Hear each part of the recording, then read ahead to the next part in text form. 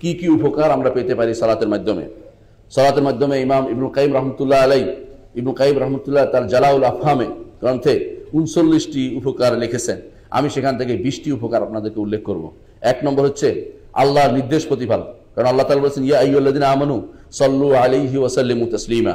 সুতরাং আল্লাহর নির্দেশকে আমরা প্রতিপালন করলাম যে সালাত পেশ করার কথা, আমরা নবীর উপর সালাত পেশ করলাম। দ্বিতীয় হচ্ছে যদি আমরা যদি আল্লাহর পক্ষ থেকে একবার যদি নবীর উপর, দ্বিতীয় উপকার হচ্ছে আমরা একবার নবীর উপর সালাত পেশ করলে আল্লাহ আমাদের উপর 10 বার সালাত পেশ করেন। আল্লাহু আকবার।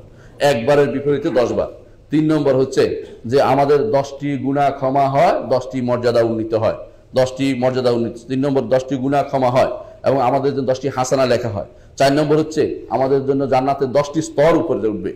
তো সেদিন স্তরগুলি আপনি খুশি হবেন যে স্তর উপরে উঠে গেছে সালাতের কারণে, যে জান্নাতের স্তর মিয়াতে দারাজা, জান্নাতে 100 স্তর আছে। এক একজনকে স্তর কত বড় আপনি বুঝতে পারবেন না। এই জন্য নিচ থেকে একদিন দেখবেন যে কাউকে দূরে, এখন যেমন উপরে তারকা, দূরের তারকা দেখে বলেন যে কত উপরে তারকা, ঠিক ওইরকম সেদিন জান্নাতে বলবেন যে ওই লোক কত উপরে আছে, তার বাড়ি কত উপরে। আপনি সেই স্তরে উন্নীত হয়ে যেতে পারবেন যত বেশি আপনি রাসূলুল্লাহ সাল্লাল্লাহু আলাইহি ওয়াসাল্লামের উপরে সালাত পেশ করবেন। 5 নম্বর হচ্ছে আপনার দোয়া কবুল হওয়ার আশা করা যায় যদি তার শুরুতে আপনি সালাত পেশ করতে পারেন। 6 নম্বর হচ্ছে রাসূলুল্লাহ সাল্লাল্লাহু আলাইহি ওয়াসাল্লামের সুপারিশ আপনি পেতে পারেন যদি সেখানে ওসিলার সাথে একসাথে মিলিয়ে আপনি দোয়া করেন, সালাত পেশ করেন এবং ওসিলা অথবা ওসিলা বাদেও শুধু আপনি রাসূলের উপর সালাত পেশ করেন, রাসূলুল্লাহ সাল্লাল্লাহু আলাইহি ওয়াসাল্লাম আপনার জন্য সুপারিশ করবেন, আশা করতে পারেন। 7 নম্বর হচ্ছে আপনার গুনাহ ক্ষমা হয়ে যাবে। 8 নম্বর হচ্ছে আল্লাহ তাআলা আপনি যে কোনো বিপদের মধ্যে মানুষ আছে, সমস্যার মধ্যে আছে, সমস্যা থেকে উত্তরণের ব্যবস্থা করে দেবেন। যেমন রাসূলুল্লাহ সাল্লাল্লাহু আলাইহি ওয়াসাল্লাম সে হাদিসে বলেছেন যে ইয়াকফিকা, তোমার জন্য যথেষ্ট হয়ে যাবে। অর্থ হচ্ছে এই সালাত আপনার জন্য বিপদ আপদ থেকে বের হওয়ার একটি পথ আল্লাহ তাআলা ব্যবস্থা করে দিয়েছেন এর মাধ্যমে। 11 নম্বর হচ্ছে 9 নম্বর হচ্ছে যে কিয়ামতের দিন রাসূলুল্লাহ সাল্লাল্লাহু আলাইহি ওয়াসাল্লামের সবচেয়ে নিকটতম ব্যক্তি আপনি হতে পারবেন। 10 নম্বর হচ্ছে যে মুসল্লির উপরে রাসূলুল্লাহ আপনি যদি আপনি একবার সালাত পেশ করেন, ফেরেশতারা আপনার জন্য সালাত পেশ করবে এবং আপনার উপরে আল্লাহ তাআলাও ফেরেশতা পেশ করবে। আল্লাহ তাআলার পক্ষ থেকে পাওয়া এটা বিশাল নিয়ামত আপনার জন্য। এটা হচ্ছে 11তম, আল্লাহর পক্ষ থেকে বিশাল নিয়ামত, আপনার নাম আল্লাহ তাআলা স্মরণ করবেন, এটা বড় নিয়ামত। 12তম হচ্ছে যে এই মজলিসটা, তখন যেই মজলিসে আপনি আলোচনা করেছেন, রাসূলের উপর দুরূদ পেশ করেছেন, এই মজলিসটা অত্যন্ত আনন্দময় মজলিসে পরিণত হবে, সুগন্ধিময় মজলিসে পরিণত হবে, না হলে আফসোসের বিশ্ব মসজিদে পরিণত, না হলে যদি না পড়া হয় আফসোসের মজলিস হবে কিয়ামতের দিন। 13 নম্বর হচ্ছে যদি আপনি কোনো বর্ণনায় আসছে যে যদি কেউ সালাত পেশ করে তার ফকর থেকে, দারিদ্র্য থেকে আল্লাহ তাআলা তাকে মুক্তির ব্যবস্থাপনা করবেন। অন্য বর্ণনায় আসছে যে আপনি 14তম হচ্ছে যে আপনি বখিল হতে পারেন, বখালত থেকে, কৃপণতা থেকে আপনি মুক্তি পেলেন। কারণ যে ব্যক্তি রাসূলের উপর সালাত পেশ করলো তার আর কৃপণতা তাকে পেয়ে বসে, সে কৃপণ বলা যাবে না তাকে, যে আর কৃপণ বলা যাবে না, হলে সে কৃপণ। রাসূল বলছেন আল বাখিল কুল আল বাখিল, বড় বখিল হচ্ছে ওই ব্যক্তি যে ব্যক্তি আমার উপর সালাত পেশ করে না। 15তম হচ্ছে যে আল্লাহর পক্ষ থেকে উত্তম প্রশংসা আল্লাহ তাআলা আপনার জন্য করবেন। আসমান এবং জমিনে সবাই আপনার প্রশংসা করবে, যেটা আপনি দেখতে পান না, কিন্তু আপনার ঈমান থাকতে হবে, কারণ রাসূলুল্লাহ সাল্লাল্লাহু আলাইহি ওয়াসাল্লাম সেটা বলেছেন। 16তম হচ্ছে বরকত নাজিল হয় আল্লাহর পক্ষ থেকে, স্পেশাল বরকত, আপনার আমলে বরকত হবে, আপনার বয়সে বরকত হবে, আপনার বিভিন্ন স্বার্থ উদ্ধার হবে, যেটা আপনি চিন্তা করেন না। বরকত অর্থ বেড়ে যাওয়া নয়, সব কিছুতেই বেড়ে যাওয়া। অনেকে আছে বরকত, ওষুধ খাওয়ার সময় বিসমিল্লাহ বলে না, বরকত তো বেড়ে যাও, ওষুধ তো বেড়ে যাবে না, এই কথা ঠিক নয়।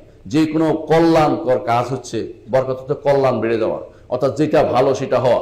অল্প বয়সে অনেক কাজ করতে পারবেন, অল্প বয়সে কাজটা হবে অত্যন্ত ভালো হবে। সারাদিন আপনি কাজ করেন, শেষের বেলা দেখবেন যে কিছুই হয় না, কাজটা তো পুরোটাই বরকতবিহীন হলো। আর যদি একটু কাজ করেন, কাজে লেগে গেল, এটা বরকতওয়ালা হলো। ইমাম নওয়াবী রাহমাতুল্লাহ আলাইহি বয়স পেয়েছেন 39 বছর, কিন্তু যা লিখে গেছেন আমি সারা জীবন পড়ে শেষ করতে পারবো, শুধু পড়ে শেষ করতে পারবো না। এর অর্থ হচ্ছে আল্লাহ তাআলা কি বরকত দিয়েছেন চিন্তা ভাবনা করেন। ইমাম যাহাবী রাহমাতুল্লাহ আলাইহি বলেন, আমি জানি না ইমাম নওয়াবী আল্লাহর কাছে কি দোয়া করেছিলেন যে আল্লাহ তাআলা যা লিখেছে তার সব কিছু এত বরকত দিলেন যে এটা কোনোদিন আমরা পড়েও শেষ করতে পারছি না। আমি বলবো ইমাম যাহাবী যা লিখে গেছেন সেটা আমি নয়, আমার যদি 3 পুরুষও পড়ে তো শেষ করতে পারবে না। আল্লাহ তাআলা তার মধ্যে সেরকম বরকত দিয়েছেন। এর অর্থ হচ্ছে অনেক সময় মানুষের অল্প সময়ে অনেক কাজে বরকত দিয়ে থাকে, আবার অনেকে আছে 100 বছর বাঁচতে কোনো কাজে লাগে না এইগুলো কাজ। এই জন্য বরকতের জিনিসের জন্য, বরকত পেতে হলে আমাদেরকে রাসূলুল্লাহ সাল্লাল্লাহু আলাইহি ওয়াসাল্লামের উপর বেশি বেশি দুরূদ পেশ করতে হবে। 17 নম্বর হচ্ছে আপনার নামটি রাসূলুল্লাহ সাল্লাল্লাহু আলাইহি ওয়াসাল্লামের কাছে উপস্থাপন করা হবে। আপনার নামটি রাসূলুল্লাহ সাল্লাল্লাহু আলাইহি ওয়াসাল্লাম উপস্থাপন করা হবে। হাদিসে আছে ইন্না সালাতাকুম মারুদাতুন আলাইয়া, তোমাদের সালাত আমার কাছে পেশ করা হবে। এই জন্য হাদিসে আছে রাসূল বলেছেন আমার ইন্নাল্লাহ উকিলা বিকবরি মালাইকা, আল্লাহ তাআলা আমার কবরের সাথে কিছু মালাইকাকে তাওকিল করে নির্ধারণ করে দিয়েছেন, আমার উম্মতের পক্ষ থেকে সালাম দিবে যে অমুককে সালাম দিয়েছে, নামটা আপনার পেশ করা হবে। এটা বড় ধরনের নেয়ামত আপনার জন্য, আপনার নাম রাসূলের সামনে পেশ করা হচ্ছে। 18তম হচ্ছে আপনি সিরাত পার হইতে পারবেন। আপনি সিরাত পার হইতে পারবেন। আব্দুর রহমান সিরাত তো পুল সিরাতের কথা বলছি, পুল সিরাত পার হইতে পারবেন। আব্দুর রহমান ইবনে সামরা রাদিয়াল্লাহু আনহু বলেন যে তিনি বলেন এক স্বপ্নে রাসূলুল্লাহ সাল্লাল্লাহু আলাইহি ওয়াসাল্লাম উল্লেখ করেছেন যে আমি রাসূলের স্বপ্ন ওয়াহি, রাসূলুল্লাহ উল্লেখ করেছেন আমি স্বপ্নে দেখছি আমার এক উম্মতের এক লোক সে সিরাত পার হচ্ছে, কিন্তু হামাগুড়ি দিয়ে পার হচ্ছে, খুব কষ্ট করে পার হচ্ছে, একবার আটকে যাচ্ছে একবার খুলছে। কারণ আপনারা জানেন যে সিরাতের চারপাশে কাঁটা যুক্ত এরকম আছে যেগুলি কাঁটা আটকায় দেবে, শরীর কাপড় আটকায় দেবে, শরীর আটকায় দেবে, এরকম কাঁটা আটকায় দিচ্ছে বারবার। কিন্তু ফাজাআতু সালাতু আলাইয়া, এমন সময় আমার উপর যে দুরুদ সালাত ছিল, আমার উপর যে সালাত পড়েছে সে, এই সালাত এসে তাকে এই অবস্থা থেকে দাঁড় করে দিল এবং সে দাঁড়িয়ে গেল এবং সে রাস্তায় পার হয়ে গেল সুন্দর করে।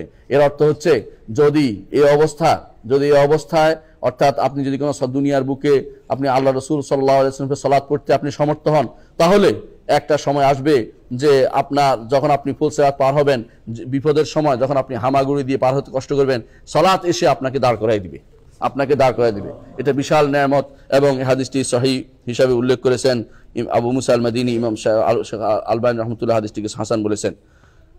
19 নম্বর উপকারিতা হচ্ছে যে রাসূলুল্লাহ সাল্লাল্লাহু আলাইহি ওয়াসাল্লামের মহব্বত পাওয়ার একটা বড় সুযোগ, রাসূলুল্লাহ সাল্লাল্লাহু আলাইহি ওয়াসাল্লামের মহব্বত পাওয়ার একটি বড় সুযোগ। এবং এই রাসূলের ভালো যত বেশি আপনি রাসূলের উপরে সালাত পেশ করবেন, তত বেশি তার মহব্বতের মানুষ হতে পারবেন। রাসূলের মহব্বতের মানুষ হওয়ার জন্য আপনার জন্য সালাতের কোনো বিকল্প নেই। তবে এই সালাত বানানো সালাত নয়। কিছু মানুষ বসে সারাদিন বানিয়ে সালাত পড়ে, পদ্ধতিগত একসাথে বসে টেনে পড়ে, কেউ বানিয়ে বলতে থাকে, কেউ বলতে থাকে, কেউ নতুন বালাগা লৌলা দিয়া একটা বানিয়ে নিয়েছে। এগুলির মধ্যে কোনো দুরুদ নাই। কি বলে বালাগা লৌলা বিকামালিহি কাশাফাত দুজা বিজামালিহি হাসুনাত জামিউ খিসালিহি সাল্লু আলাইহি ওয়া আলিহি। কি বুঝালেন এটা হচ্ছে সালাত পড়ো তোমরা পড়ো, কেউ কিন্তু পড়ে নাই। সাল্লু আলাইহি ওয়া আলিহি অর্থ তোমরা পড়ো, কিন্তু কেউ পড়ে নাই। এর অর্থ হচ্ছে আপনি যতই বলেন না কেন সালাত পাঠ করেছে, আসলে তারা সালাত পাঠ করে নাই, তারা শুধুমাত্র মহড়া দিয়েছে। এখন পর্যন্ত মহড়া চলতেছে, বালাগাল উলাবে কামালি ব্রত গান গাইছে, গান গাওয়ার পরে বলছে তোমরা সবাই সালাত পড়ো, কেউ কিন্তু পড়ে নাই। এর অর্থ হচ্ছে মহড়া দিয়ে চালিয়ে দিচ্ছে। অথচ এইটাকে কিছু মানুষ আবেগতাড়িত করে কিছু মানুষ আমাদের সামনে পেশ করে থাকে যে হ্যাঁ নবীর দুরূদ পাঠ করা, নবীর দুরূদ পড়তে হবে, তো তোমাদের পদ্ধতিতে নয়। তোমরা যেভাবে একসাথে দাঁড়িয়ে সবাই মিলে টেনে, কতক্ষণ দাঁড়িয়ে কতক্ষণ বসে, কেউ কত শিরিকে করে, রাসূল হাদিস হয় বলে থাকে, রাসূল এখানে হাজির হয়, রাসূল কি জানতে পারে? কেউ যদি মনে করে রাসূল গায়েব জানে তো মুশরিক হয়ে যাবে, ঈমান হারা হয়ে যাবে, এরকম করছে। এরকম সালাত আমরা চাই না। আপনি রাসূলের মহব্বতের মানুষ হতে হলে তাহলে অবশ্যই এমন ভাবে সালাত আদায় করবেন যেভাবে রাসূলুল্লাহ সাল্লাল্লাহু আলাইহি ওয়াসাল্লাম আমাদেরকে শিক্ষা দিয়েছেন। এটা হচ্ছে 18 নম্বর। এটা হচ্ছে 19 নম্বর। 20 নম্বর হচ্ছে আপনার অন্তরে হেদায়েত আসবে। যত বেশি আপনি দুরূদ পাঠ করবেন, অন্তরের মধ্যে যত মরিচিকা আছে তা দূর হবে, হেদায়েত পাস হবে, আপনি হেদায়েত আসবে আপনার মধ্যে, এবং আপনার অন্তরে রাসূলের ভালোবাসা আসবে, যেই ভালোবাসা আপনার জন্য দুনিয়া এবং আখিরাতের সফলতার কারণ হতে পারে। দুনিয়া আপনার আখিরাতের সফলতার কারণ হতে পারে। সুতরাং একজন মানুষ যখন এগুলো বুঝবে, তখন তার জন্য উপকারী হবে কিভাবে সালাত আদায় করবে সেটা জেনে নেওয়া। নিজের মন মতো সালাত আদায় করলে হবে না।